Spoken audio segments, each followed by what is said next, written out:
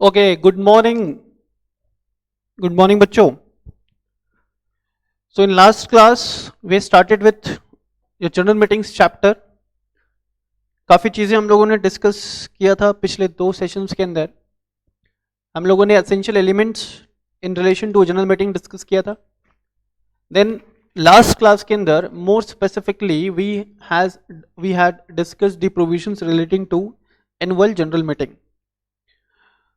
है ना. Annual general meeting से रिलेटेड प्रोविजंस डिस्कस किया बच्चों अपने लास्ट क्लास में. Now moving on to the next part, that is EGM के बाद अब बात आएगी किसकी, ईजीएम की, एक्स्ट्रा ऑर्डिनरी जनरल मीटिंग्स. तो ईजीएम क्या होता है ये मैं आपके साथ ऑलरेडी डिस्कस कर चुका हूं. मोर स्पेसिफिकली सेक्शन 100 में क्या प्रोविजंस दे रखे, क्या प्रोविजंस बता रखे हैं related to the EGM, that we need to discuss. How the EGM is to be conducted, who can conduct or who can call EGM. तो ये सारी चीजें हम लोग को पढ़ना रहेगा सेक्शन नंबर 100 के अंदर. ध्यान देना. आ जाओगे. Section 100 of Companies Act 2013. An extraordinary general meeting is any general meeting of a company other than AGM. मतलब कोई भी जनरल मीटिंग जो AGM नहीं है, कोई भी जनरल मीटिंग जो AGM नहीं है, क्या कहलाएगा बच्चों, EGM कहलाएगा. Any general meeting which is not an AGM shall be considered as EGM. Generally, a company convenes an EGM to transact all urgent matters, to transact all the urgent matters for which that company cannot wait till next AGM.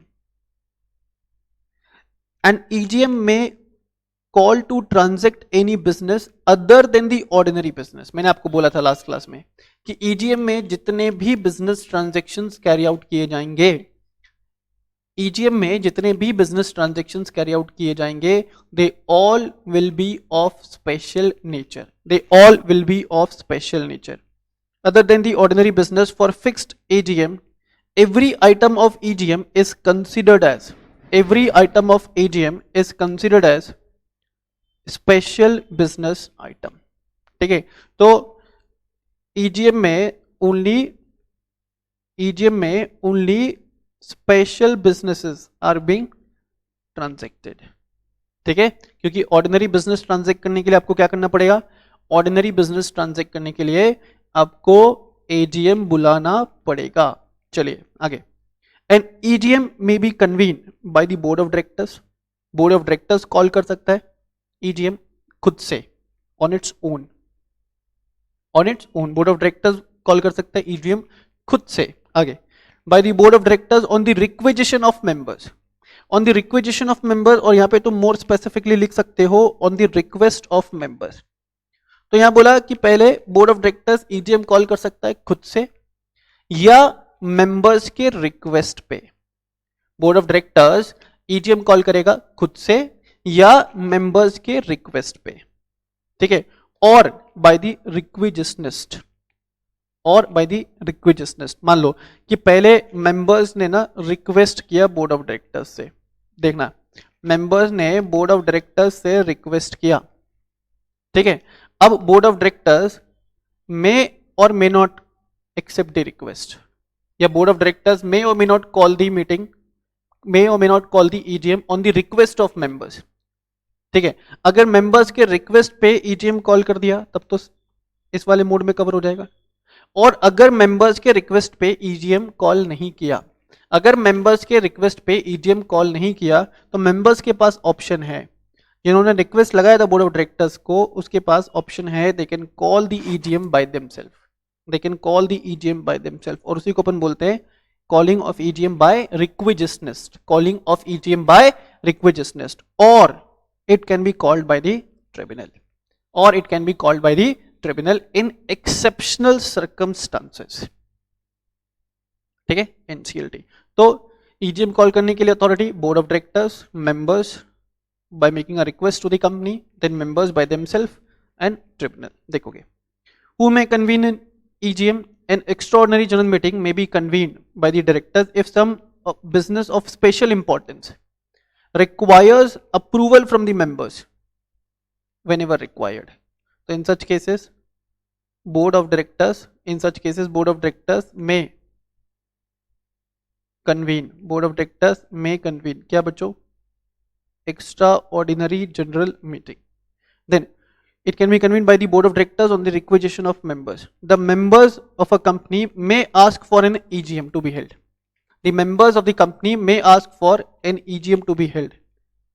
ठीक है, कौन से members, तो eligible members होने चाहिए. लिखा है persons entitled to make the request. लिखा हुआ यहाँ पे persons who are entitled to make the request for conducting the EGM. Persons who are entitled to make a request for conducting the EGM. देखोगे a requisition or I can say a request for convening an EGM, a request for conducting the EGM may be made by the members who are holding, देखो कितना, who are holding 10% of the paid up share capital and having a right to vote of the company. तो कौन कौन request कर सकता है, तो सबसे पहले मेंबर या मेंबर्स, मेंबर या मेंबर्स. ऐसा क्यों बोल रही हो सर, अगर एक ही मेंबर के पास 10% पेड अप कैपिटल है तो वो मेंबर एप्लीकेशन लगा सकता है for convening the extraordinary general meeting. लेकिन मान लो कि अगर वो ग्रुप ऑफ मेंबर्स है, एक मेंबर के पास 10 नहीं है, collectively certain number of members, collectively certain number of members है ना, are holding 10% of paid up capital. Certain number of members are holding 10% of paid up capital on collective basis. तो वो situation में भी those group of members can make a request to the board of directors for conducting the extraordinary general meeting. आगे आ जाओगे. Members holding 10% of the voting rights. बोला अगर company में शेयर कैपिटल है तो 10% of the paid up share capital रख लो, और अगर कंपनी में शेयर कैपिटल नहीं है तो 10% ऑफ द वोटिंग राइट्स रख लो. फिर से, अगर कंपनी में शेयर कैपिटल है तो 10% of paid up share capital रख लो, और अगर कंपनी में शेयर कैपिटल नहीं है, तो 10% ऑफ द वोटिंग राइट्स रख लो. If the company has no share capital at the date of deposit of requisition on the matters to be discussed. आगे हो गए. Compliance of requisition. The board of directors are under obligation to proceed within 21 days of the deposit of the requisition to convene an EGM, which should be held within 45 days of such deposit of the requisition with the company. एक बार पढ़ लो English में, फिर मैं discuss करता हूँ. Any reasonable expenses incurred by the requisitionist by the reason of the failure of the board to call a meeting duly shall be repaid to the requisitionist by the company. Any sum so repaid shall be recovered by the company from the directors. आगे आ जाओ. Notice issued by the requisitionist. The board may call an EGM whenever they deems fit. They may call EGM on the requisition of members carrying at least 10% of the paid up share capital or 10% of the voting powers. The requisition shall set out the matters for which the meeting is to be called, and it is to be sent to the registered office. The board has to call within 21 days of the receipt of requisition an EGM not later than 45 days. Dash dash dash dash dash dash dash dash dash dash dash dash dash dash. चलो मैं तुमको बहुत अच्छे से लिखवा देता हूँ, ठीक है, लिखवा दें. हाँ सर, देखो अपन बात कर रहे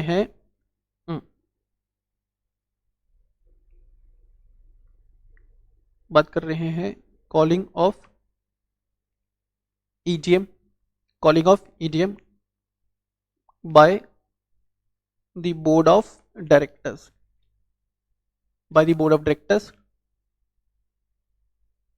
on the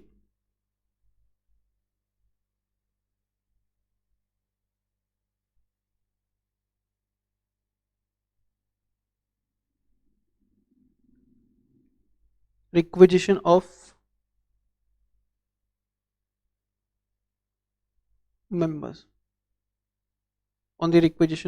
members. ठीक है, तो क्या बोला यहां पे देखना. सबसे पहले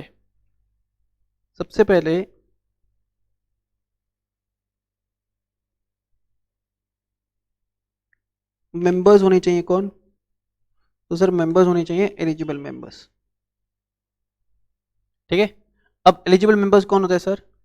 तो एलिजिबल मेंबर्स या तो they are holding 10% of paid up share capital, they are holding 10% of paid up share capital. ठीक है, कब कब? When company have share capital, when company have share capital. ठीक है, एक सेकेंड रुक जाओ। Yes, and if company do not have share capital, तो those members who are making the requisition or who are making the request to the board of directors, they must be holding 10% of voting rights। ठीक है, they must be holding 10% of voting rights। एक और चीज यहाँ पे eligible एक member भी हो सकता है ना, अगर उसके पास इतना पेड अप कैपिटल है या इतने वोटिंग राइट्स है, या ग्रुप ऑफ मेंबर्स भी हो सकते हैं, मेंबर और मेंबर्स, मेंबर और members. Calling of EGM by the board on the requisition of members, तो मेंबर्स होने चाहिए एलिजिबल। ठीक है, एलिजिबिलिटी का मतलब कि अगर कंपनी में शेयर कैपिटल है तो those members who are making the requisition और who are making the request to the board of directors, they must be holding कितना? At least 10% of the share capital।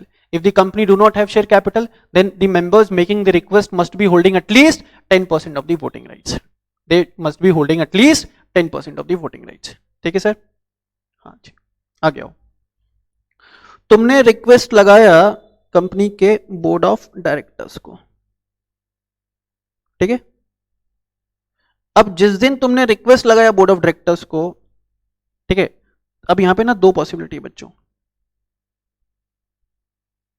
दो पॉसिबिलिटी। तुमने रिक्वेस्ट लगाया board of directors को for convening the extraordinary general meeting, board of directors बोलता है yes बुलाते हैं, तुम्हारे कहने पे ईजीएम बुलाते हैं, ये बोर्ड ऑफ डायरेक्टर्स बोलता है कि नहीं नहीं बुला सकते, बोर्ड ऑफ डायरेक्टर्स बोलता है कि नहीं बुला सकते। अब भाई क्यों नहीं बुला सकते, तो रीजन स्पेसिफाई करो along with the reasons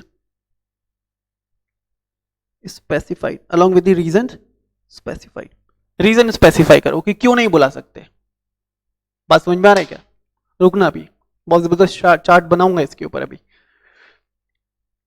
और अगर बुला सकते हैं then within 21 days, within 21 days from the date of receipt of notice, within 21 days of the date of receipt of notice, send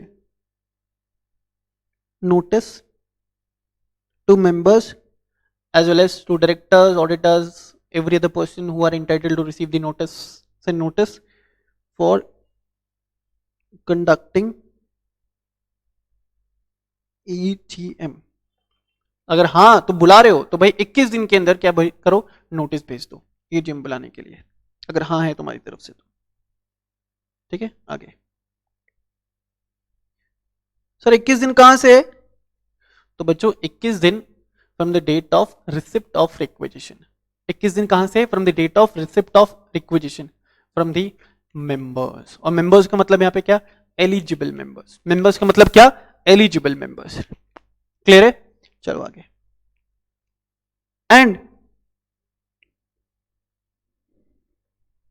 within 45 days,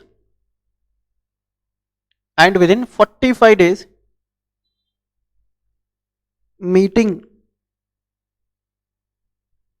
must be held, and within 45 days meeting must be held. तो कितना simple हो गया sir? Simple कैसे हो गया नहीं समझ में आ रहा है। 45 दिन कंसिडर करें कि 21 दिन कंसिडर करें? देखो एक चीज, 21 दिन बेटा नोटिस भेजने के लिए और 45 दिन मीटिंग कंडक्ट करने के लिए। फिर से एक बार बोलो तो, 21 दिन नोटिस भेजने के लिए है एंड 45 दिन 45 डेज का जो टाइम पीरियड है यहां पे वो है for the purpose of conduct conducting the EGM, वो है आपको for the purpose of conducting the EGM. तो सर क्या हम ऐसा बोल पाएंगे कि in these 45 days, in these 45 days 21 days are included?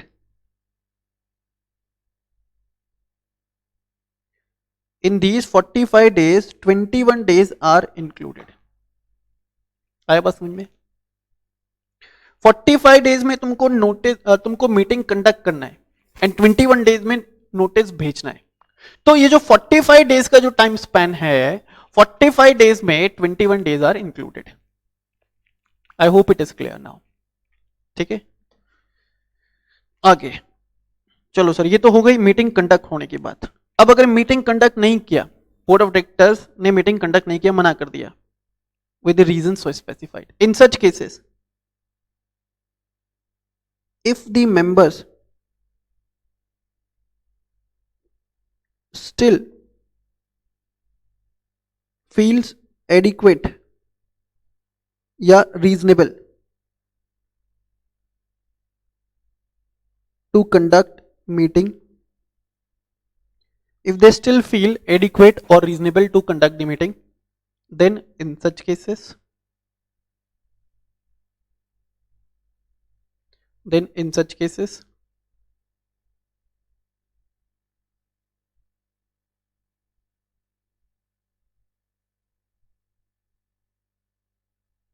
they can call and conduct the meeting on their own। ठीक है, और काम ये भी खत्म नहीं होता है। ये मीटिंग कंडक्ट करने के लिए जो पैसा ये लोग खर्च करेंगे ना, जो पैसा खर्च किया, पैसा इनको रीइंबर्स होगा। ठीक है, पैसा यहां पे इनको रीइंबर्स होगा। कौन करेगा रीइंबर्स सर?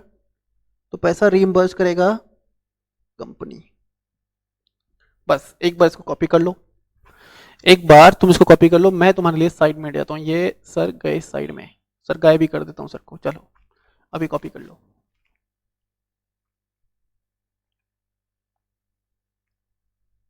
कॉपी दिस,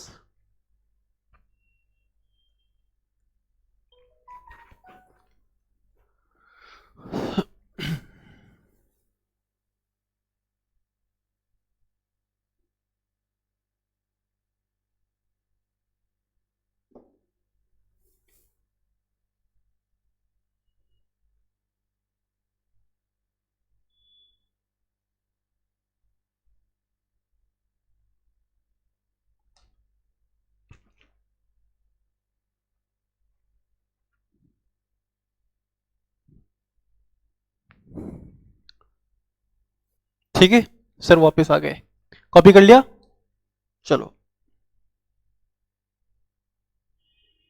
तो यही सब दिया था यहाँ पे। अब जो तुमने कॉपी किया है उसके बाद तुम इसको पढ़ लेना। देखो पढ़ के तुमको इतना जबरदस्त फीलिंग आएगा ना। अच्छा, सर ने आपको बोला कि मीटिंग अगर बोर्ड ऑफ डायरेक्टर्स ने नहीं बुलाया मेंबर के कहने पे, तो मेंबर खुद से बुला सकता है। कितने टाइम पीरियड में? Within 3 months। कहां से sir? From the date of making such requisition, from the date of making such requisition और such request to the board of directors of company. कहानी खत्म, पढ़ लेना इसको। ठीक है, चलिए। Then calling of EGM by the tribunal. Tribunal का मतलब NCLT। If for any reason, वो रीजन स्पेसिफाई नहीं किया गया, बोला रीजन कोई भी हो सकता है। It is impracticable to call a meeting of a company or to hold or conduct the meeting of the company, then the tribunal may either suo motu या तो खुद से, or on an application made by any director or member of company who would be entitled to vote at the meeting।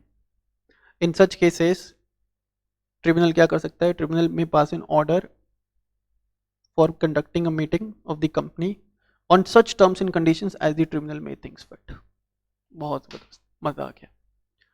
If it is impracticable for the company to conduct the extraordinary general meeting, then in such cases the tribunal either on its own motion or on an application received from the directors or members of the company, they can call extraordinary general meeting on such terms and conditions as the tribunal may deems fit. अब terms and conditions भाई कोई भी लगा सकता है. एक member आया meeting में, मीटिंग वैलिड है. प्रॉक्सी को अलाउ किया जा सकता है. मीटिंग का टाइम कोई भी सेट किया जा सकता है. प्लेस कोई भी सेट किया जा सकता है. कोरम कितने पे फॉर्म होगा डिसाइड किया जा सकता है ना. It can be held on any terms and conditions. It can be held on any terms and conditions as the tribunal may deems fit. As the tribunal may deems fit. ठीक है बच्चों. Then they can give such ancillary or consequential directions. They can give directions as the tribunal thinks proper, expedient, proper, including directions modifying or supplementing in relation to the calling, holding and conducting of the meeting. Such directions may include a direction that one member of the company, लिखा है ना, present in person or by proxy shall be deemed to constitute a meeting. ये conditions भी लगा सकते हैं कि साला अगर एक मेंबर भी आया ना तो भी मीटिंग वैलिड है. ठीक है. ट्रिब्यूनल ने अगर मीटिंग बुलाया तो ट्रिब्यूनल अपने हिसाब से मीटिंग बुलाएगा. ठीक है. अगर ट्रिब्यूनल ने मीटिंग बुलाया तो ट्रिब्यूनल अपने हिसाब से मीटिंग बुलाएगा जैसा उससे ठीक लगेगा. Is it clear? I hope it is. I hope it is. चलो आगे आ जाओ. Day and time. An EGM can be held on any day including national holiday as specified by the government of India. And AGM के लिए क्या पढ़े थे तुम? AGM national holiday पे हो सकता है क्या? क्या AGM नेशनल हॉलिडे पे हो सकता है? जवाब था ना. और EGM लिख रखा है हो सकता है. रीजन क्योंकि यार एक्स्ट्रॉर्डिनरी सर्कमस्टेंसेस है ना. अब तुम क्या यहाँ पे नेशनल हॉलिडे को कंसिडर करोगे? आपातकालीन सिचुएशंस आ गए, कंपनी को मीटिंग बुलाना है, कंपनी को कुछ ट्रांजैक्शन डिस्कस करना है, मेंबर्स से अप्रूव कराना है, so that they can proceed with such transactions on immediate basis, on urgent basis. That is why it can be conducted even on national holiday. Time. अच्छा एक चीज ध्यान रखना तुम, ये बहुत इंपॉर्टेंट चीज है, कोरम से रिलेटेड है, बता देता हूं. मैं लिख देता हूं बोल्ड लेटर्स में. इफ अगर any meeting is called on the requisition or on the request of members of company, on the request of members of company, and if quorum is not present in such meeting. एक तो board of directors ने तुम्हारे कहने पे meeting भी बुलाया और उस मीटिंग में कोरम भी नहीं आया, कोरम भी प्रेजेंट नहीं है. तो नॉर्मल सर्कमस्टांसेस में अगर कोरम प्रेजेंट नहीं है तो क्या होता है? Meeting gets adjourn to the same day, place and time in the next week. But in case of a meeting called on the requisition of members and if quorum is not present in such meeting, तो भाई साहब वो meeting directly क्या हो जाएगा रे? Cancelled.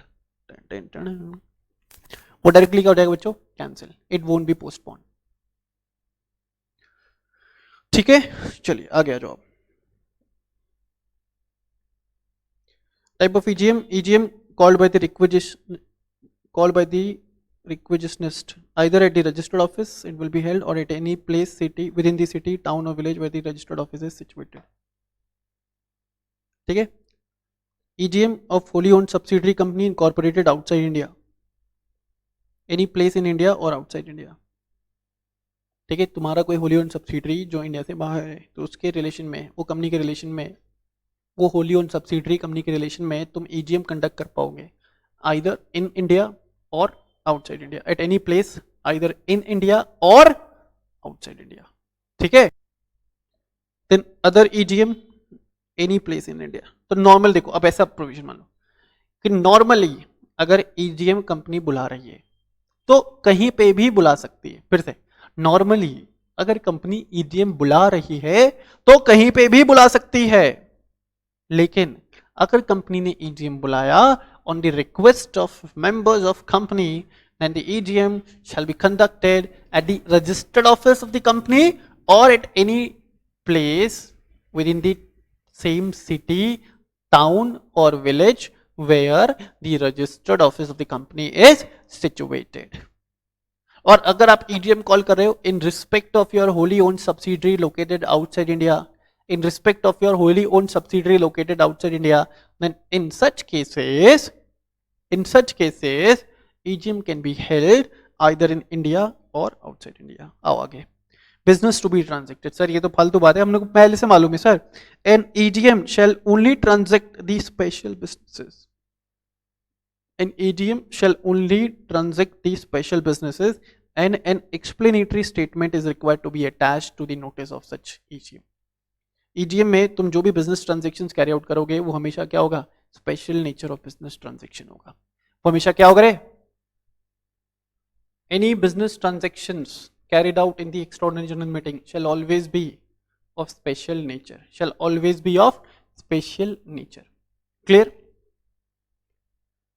Clear clear, कुछ बच्चों को क्लियर है, कुछ बच्चों को क्लियर है। चलो अब आगे आ जाओगे, provisions relating to proxy, section 105 105 पे आ जाओगे। यस, प्रॉक्सी, प्रॉक्सी कौन होता है रे? तो देखोगे यहाँ पे पहले पन्ना आपको अच्छे से समझा देते हैं, पढ़ा देते, फिर विल रेफर द नोट्स, ठीक है? Yes,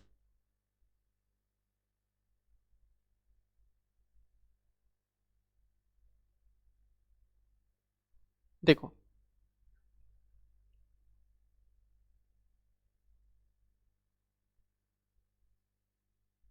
proxy, proxy means a person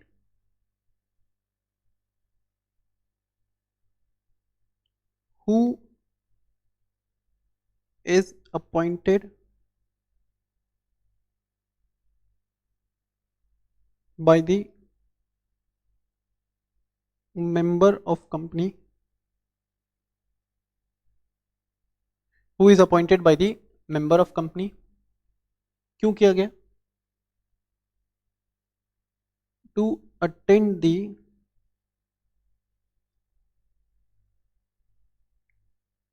meeting of company, to attend the meeting of company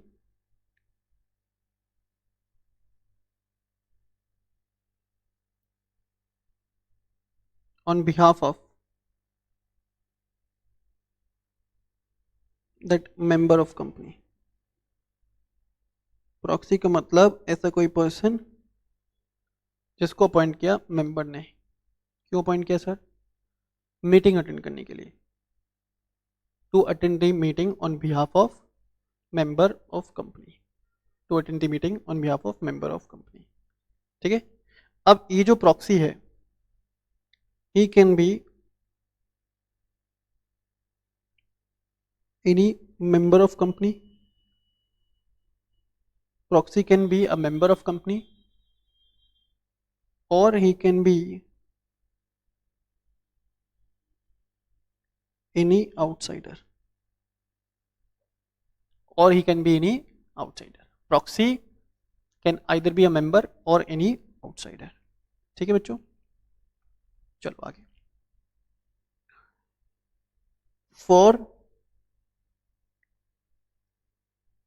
appointing any person as a proxy, ठीक है, member needs to deposit, for appointing any person as a proxy, member needs to deposit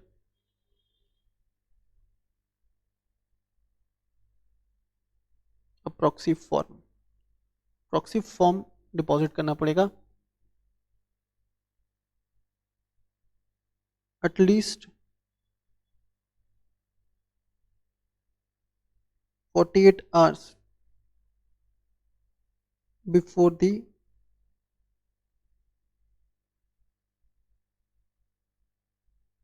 at least 48 hours before the commencement of meeting. ठीक है, अगर तुम्हें proxy appoint करना है तो तुम्हें प्रॉक्सी फॉर्म डिपॉजिट करना है कम से कम 48 घंटे पहले, कम से कम 48 घंटे पहले.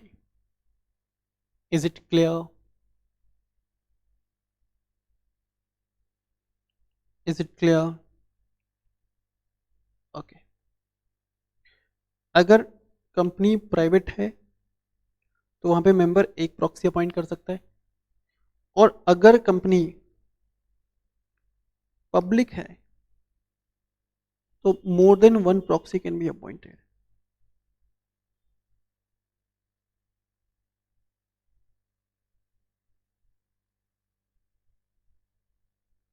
अब यहाँ पे मोर देन वन का मतलब है बच्चों to.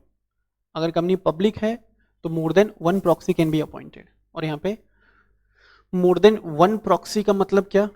More than one proxy का मतलब क्या? टू. ठीक है सर? ठीक है, आगे.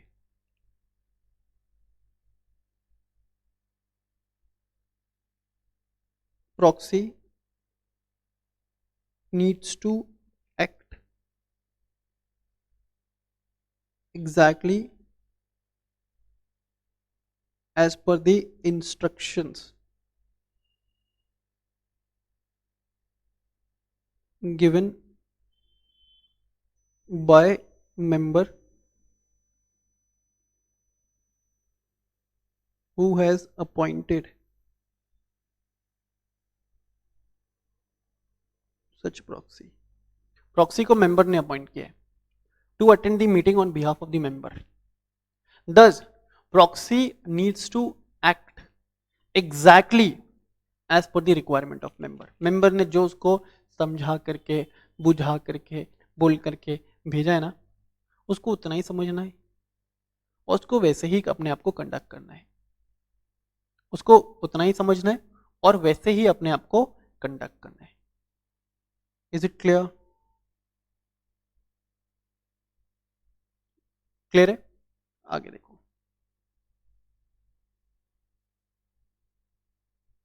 आगे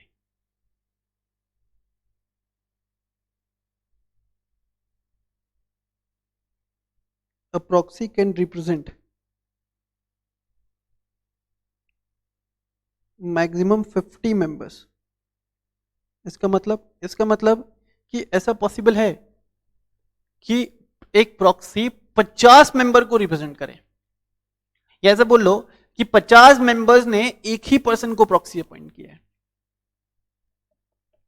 ठीक है, देयर इज अ पॉसिबिलिटी कि एक प्रॉक्सी 50 मेंबर्स को रिप्रेजेंट करे, या 50 मेंबर्स ने मिलकर के एक ही पर्सन को, बहुत फेवरेट पर्सन है वो, 50 मेंबर्स ने मिलकर के एक ही पर्सन को अपॉइंट किया है, क्या?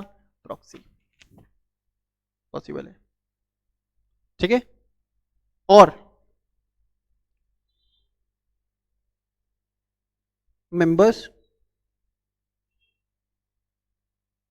रिप्रेजेंटिंग 10% ऑफ शेयर कैपिटल, और members representing 10% of the share capital. मतलब कि जिन 50 लोगों को वो प्रॉक्सी रिप्रेजेंट कर रहा है, जिन 50 लोगों को वो प्रॉक्सी रिप्रेजेंट कर रहा है, उन 50 लोगों के पास 10% से ज्यादा शेयर कैपिटल नहीं होना चाहिए. उन 50 लोगों के पास 10% से ज्यादा शेयर कैपिटल नहीं होना चाहिए. Is it clear? Sir, company में ना एक पर्सन है मिस्टर एक्स, और मिस्टर एक्स के पास ना सर कंपनी का ना 15% शेयर कैपिटल है. क्या मिस्टर एक्स प्रॉक्सी अपॉइंट कर पाएगा? कंपनी में एक पर्सन मिस्टर एक्स, और मिस्टर एक्स के पास 15% of share capital. My question is whether mister X can appoint proxy, whether it is possible for Mr. X to appoint a proxy, whether it would be possible. Answer is yes, कर सकता है। लेकिन अब मान लो कि mister x ने यहाँ पे अपॉइंट किया मिस्टर वाई को एज अ प्रॉक्सी। अब mister Y in this case can act as a proxy only for Mr. X and not for any other person because he is already representing more than 10% of share capital. Normal provision क्या बोलता है, तुम 50 लोगों को represent कर सकते हो। फिर एक कंडीशन क्या लगा दिया, उन 50 लोगों को रिप्रेजेंट कर सकते हो प्रोवाइडेड उन 50 लोगों के पास 10% से ज्यादा शेयर कैपिटल नहीं होना चाहिए। एंड इन केस अगर तुम ऐसे बंदे को रिप्रेजेंट कर रहे हो जिसके पास ऑलरेडी 10% से ज्यादा शेयर कैपिटल है, अगर तुम ऐसे किसी बंदे को रिप्रेजेंट कर रहे हो जिसके पास ऑलरेडी 10% से ज्यादा शेयर कैपिटल है, तो उन केसेस में भैया अगर तुमने उसको रिप्रेजेंट किया, तो किसी और को रिप्रेजेंट करने के लायक नहीं बचोगे। यही हो रहा है यहाँ पे। Mister x who is holding 10% of the share capital, mister x who is holding 10% of the share capital is appointing Mr. Y as a proxy, then in such cases, Mr. Y cannot represent any other member of company. ठीक है, आगे आ जाओ। अब तुमको ना आगे बढ़ने से पहले एक तुमको वीडियो में दिखाता हूं, ठीक है, in order to get into the provision. देखना यहाँ पे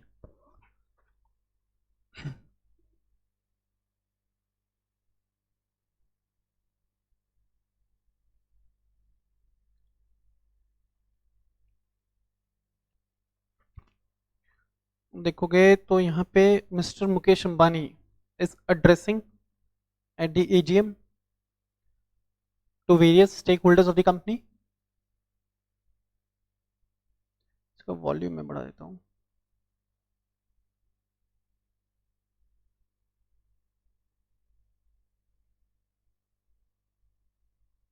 The managing director of company is addressing the various stakeholders.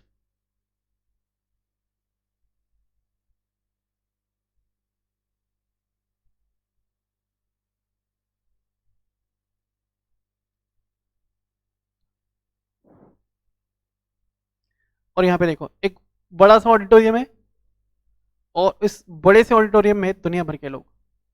ये सभी कौन है? ये सभी कौन है? Members of company. ध्यान देना। जस्ट वेट, मेंबर्स का रश दिख जाए।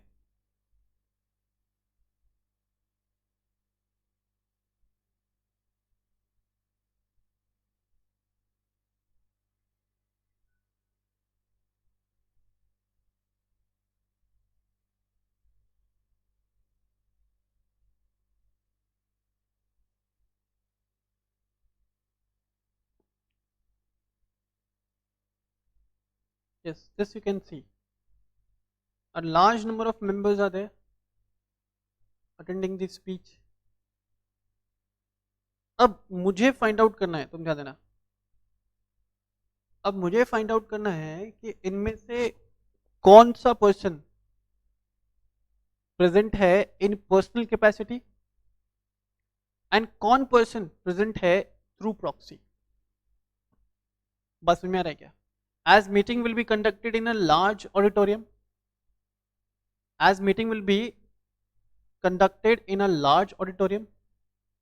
जहां पे thousands of members हो सकते हैं।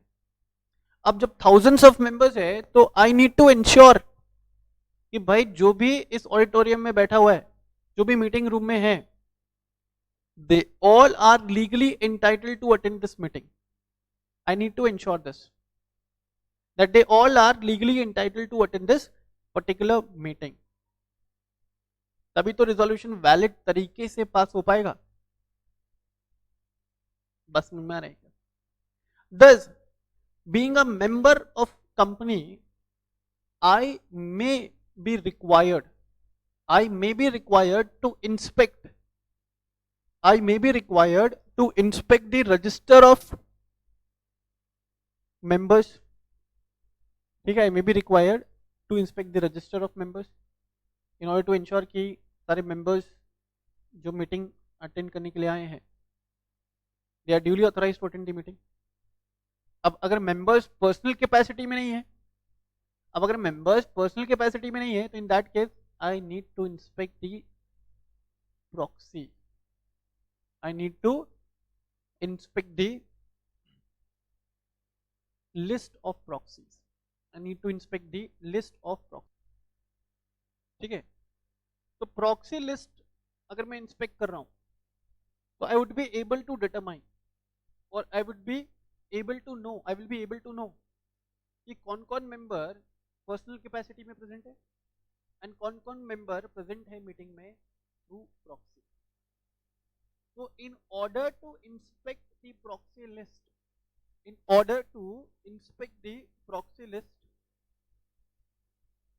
एक सेकंड रुकना,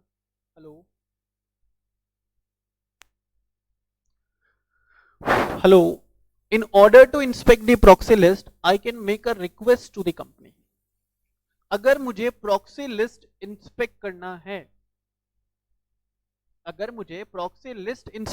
है, मैं कंपनी को रिक्वेस्ट, अगर मुझे प्रॉक्सी लिस्ट इंस्पेक्ट करना है, I can make a request to the company for inspecting the proxy list at least 72 hours before the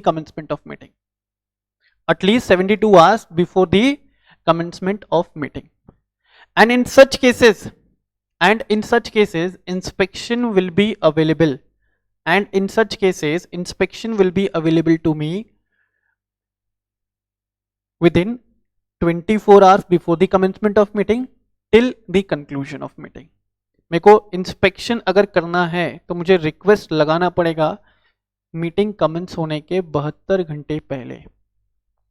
ठीक है, मुझे इंस्पेक्शन अगर करना है प्रॉक्सी लिस्ट का, सो एज टू इंश्योर कि भाई जो भी लोग मीटिंग अटेंड कर रहे हैं they are duly authorised to attend the meeting. तो इन सच केसेस मुझे क्या करना पड़ेगा, मुझे एप्लीकेशन लगाना पड़ेगा for the inspection of proxy list at least 72 hours before the commencement of meeting, और मुझे इंस्पेक्शन अवेलेबल कब होगा, मुझे इंस्पेक्शन अवेलेबल होगा 24 आवर्स बिफोर द कमेंसमेंट। कब तक अवेलेबल रहेगा, till the time of conclusion of meeting, तो मैं लिख सकता हूं request any member can make a request for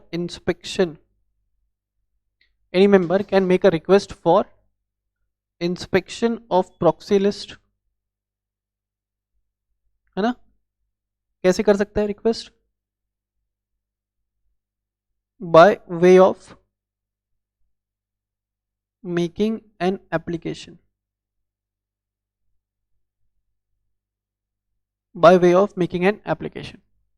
ठीक है। और एप्लीकेशन तुमको कितने देर पहले लगाना पड़ेगा, 72 hours before the meeting.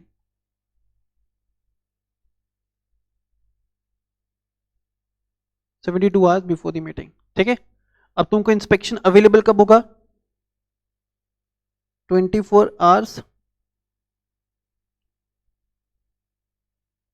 Before the meeting तुमको इंस्पेक्शन इनिशिएट हुआ, अवेलेबल हुआ। कब तक अवेलेबल होगा, तो it will be available till the time of conclusion of meeting,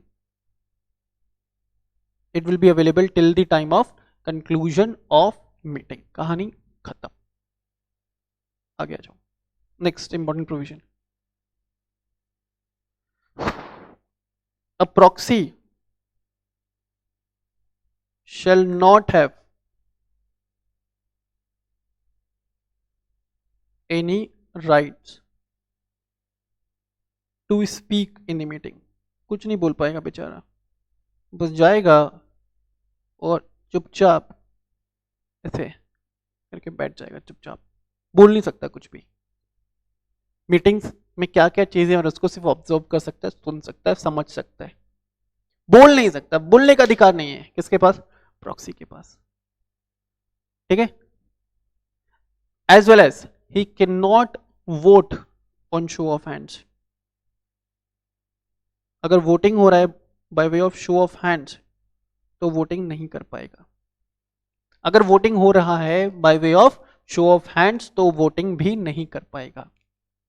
ठीक है, however he can vote on poll, he can vote through poll. मतलब if the voting is taking place, अगर वोटिंग हो रहा है वोटिंग बाय पोल, अगर voting हो रहा है वोटिंग बाय पोल तो वोटिंग बाय पोल में प्रॉक्सी पार्टिसिपेट कर सकता है। वोटिंग बाय पोल में, वोटिंग बाय पोल में प्रॉक्सी कैन पार्टिसिपेट। ठीक है, वोटिंग बाय पोल में proxy can participate. Is it clear? Is it clear? Voting by show of hands में he can not participate, voting by poll में he can participate. चलो, अब एक और इंपॉर्टेंट प्रोविजन। मान लो कि मेंबर ने प्रॉक्सी भी अपॉइंट कर दिया और मीटिंग में भी चला गया। फिर से सुनना, मेंबर ने प्रॉक्सी भी अपॉइंट किया और मीटिंग में भी चला गया। तो जिस मेंबर ने प्रॉक्सी अपॉइंट किया अगर वो मीटिंग में चला गया, फिर से, जिस मेंबर ने प्रॉक्सी अपॉइंट किया अगर वो मीटिंग में चला गया, इन that case it will automatically, in that case it will automatically invalidate the appointment of proxy.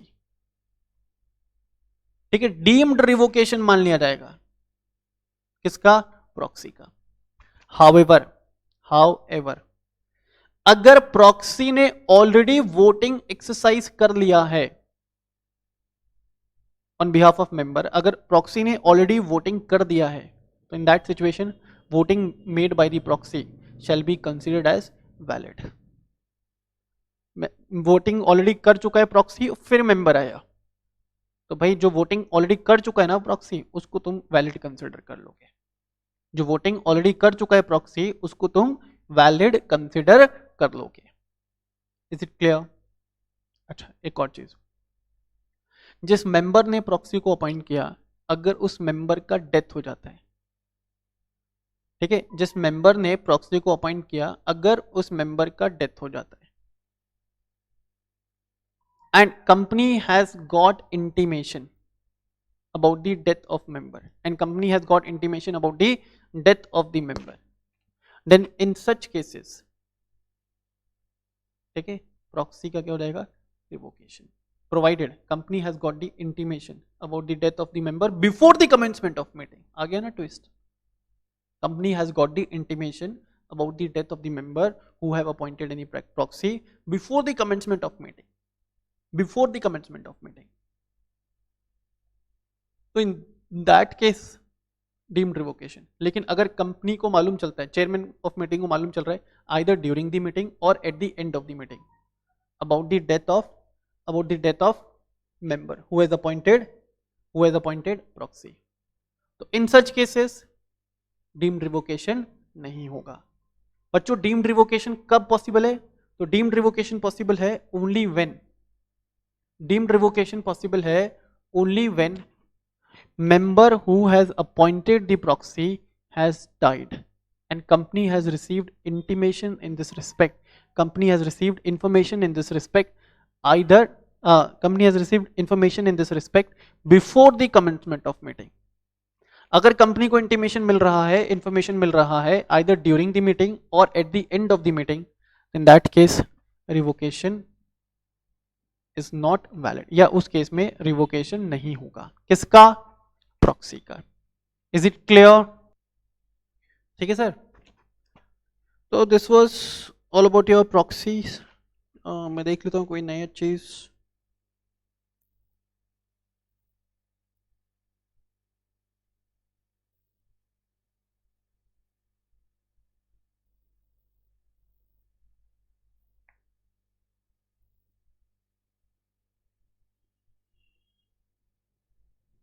हाँ, whether proxy appointed by the company can be revoked by the member, sorry, can be revoked।